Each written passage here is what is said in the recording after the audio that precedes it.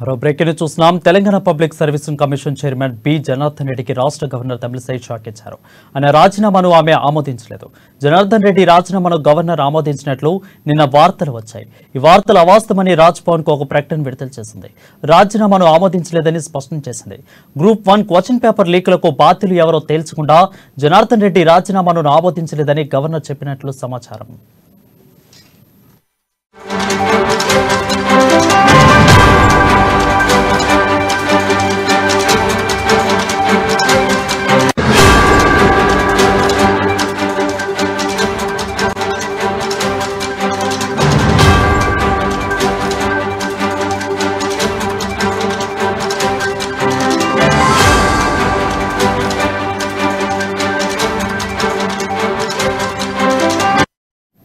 Breaking news చూస్తున్నాం. Telangana public servicing commission chairman B Janardhan రెడ్డికి రాష్ట్ర గవర్నర్ తమిళిసై షాక్ ఇచ్చారు.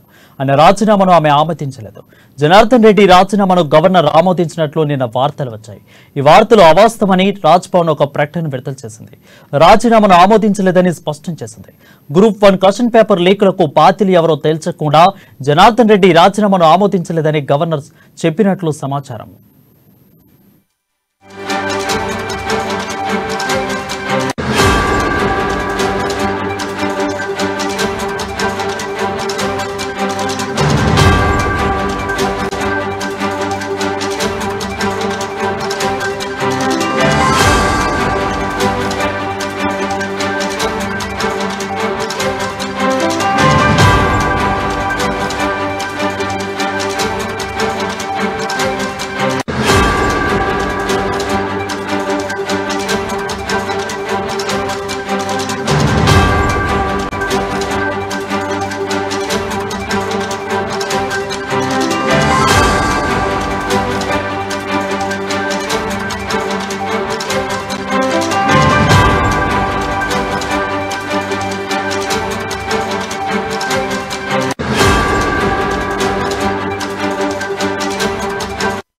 బ్రేకింగ్ న్యూస్ చూస్తున్నాం. Telangana public servicing commission chairman B Janardhan Reddy రాష్ట్ర గవర్నర్ తమిళిసై షాక్ ఇచ్చారు. ఆయన రాజీనామాను ఆమె ఆమోదించలేదు. జనార్దన్ రెడ్డికి రాజీనామాను గవర్నర్ ఆమోదించినట్లు నిన్న వార్తలు వచ్చాయి. ఈ వార్తలు అవాస్తవమని రాజ్ భవన్ ఒక ప్రకటన విడుదల చేసింది. రాజీనామాను ఆమోదించలేదని స్పష్టం చేసింది. దీనిపై మరింత సమాచారం మా ఇన్పుట్ ఎడిటర్ శ్రీనివాస్ అందిస్తారు. శ్రీనివాస్,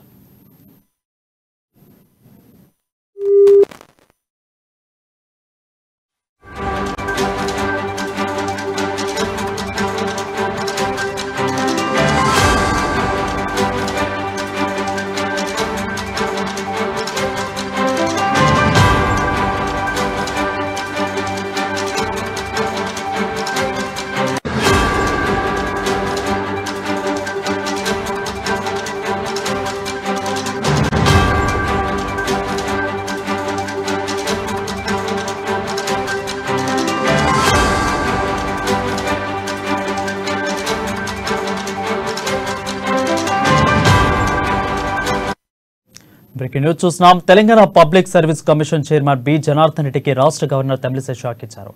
రాజీనామాను ఆమె ఆమోదించలేదు. జనార్దన్ రెడ్డి రాజీనామాను గవర్నర్ ఆమోదించినట్లు నిన్న వార్తలు వచ్చాయి.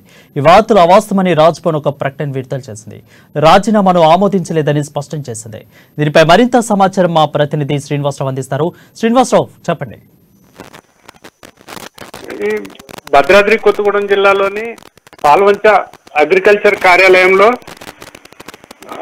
అధికారులు అందుబాటులో లేకపోవడంతో రైతులు తీవ్ర ఇబ్బందులకు గురవుతున్నారు. ఈ నేపథ్యంలోనే ఈ రోజు 11 గంటల వరకు కూడా అధికారి కార్యాలయం తాళం తీయకపోవడంతో కార్యాలయం